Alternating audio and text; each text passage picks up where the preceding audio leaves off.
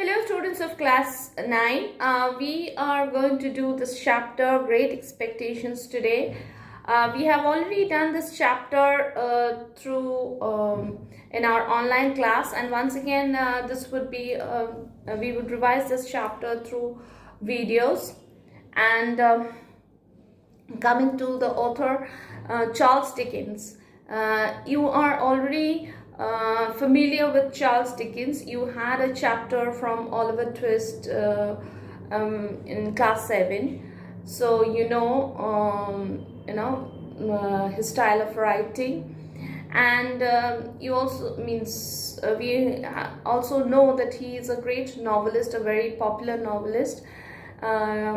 This particular chapter, Great Expectation, is an extract from the beginning of the novel Great Expectations. Other famous novels of Charles Dickens include some of them: David Copperfield, then A Christmas Carol, Pickwick Papers. All these are there. Now let us start with the chapter Great Expectations. Great Expectations. My father's family name was Pirip, and my Christian name Philip. My infant tongue could not make of both names nothing longer or more explicit than Pip. So I called myself Pip and came to be called Pip. Now it says that my father's family name being Pirip. Family name is the surname, as we call it. So this narrator says that my full name is Philip Pirip, but when I was very young, infant is a very young child, I couldn't pronounce my name properly, and all I could say was only Pip out of Philip, Pirip, Pip. So I came to be known as, I called myself Pip, and everybody also called me Pip, and that is the name I came to be known as. I gave Pirip as my father's family name on the authority of the tombstone, and my sister, Mrs. Joe Gargery, who married the blacksmith.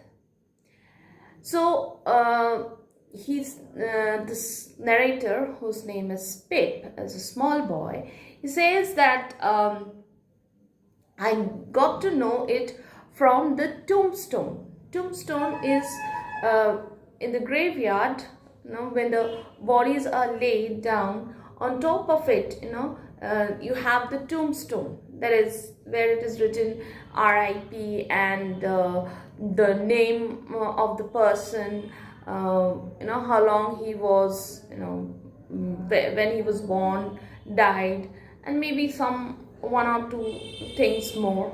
So that is, erected on the grave of that particular person. So that is a tombstone.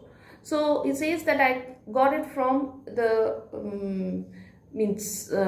I saw it in the tombstone, and that is from where I derived. And my sister, but his sister was already married to a blacksmith whose name was Joe Gargery, and so that's why his sister also came to be known as Mrs. Joe Gargery. As I never saw my father or mother, or never saw any likeness of either of them, for their days were long before the days of photographs. That is, at that time there were no photographs as such. So and both my father and my mother had died long ago. So I didn't see anything, how they looked, or form any idea of their of my father and mother. It was not possible, because for their days were long before the days of photographs. That is, Photographs were not, we didn't have photographs at that time. Long before kind of photographs we know were invented in that way. My first fancies regarding what they were like were unreasonably derived from their tombstones. So all I had before me were the graves and the tombstone on top of them. I never saw my father or my mother, and never got to see any photographs of them, any pictures of them, because those were not the things that were there at that time. And so what I means my childish mind made sort of imagined looking at the tombstones on the graveyards as to how my father, mother, and will come. He talks about his brothers, 5 brothers, would looked. So what we understand from this paragraph is that this small boy lost his parents very early.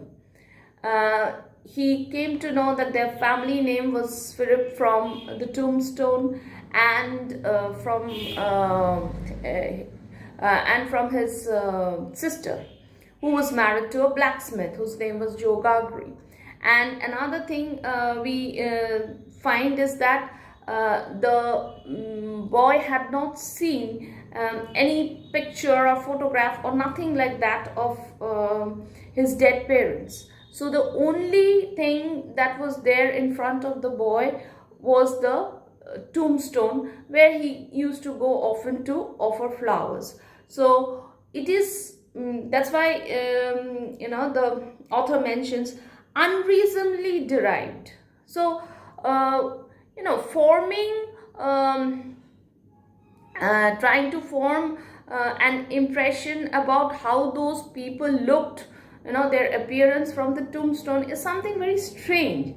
But it is we can put it as childish imagination. Okay, so that is the reason why he kind of thought that maybe my father looked like this, my mother looked like this, because that was the only thing that was there for him, means that was there before him, to remember his dead parents and his brothers.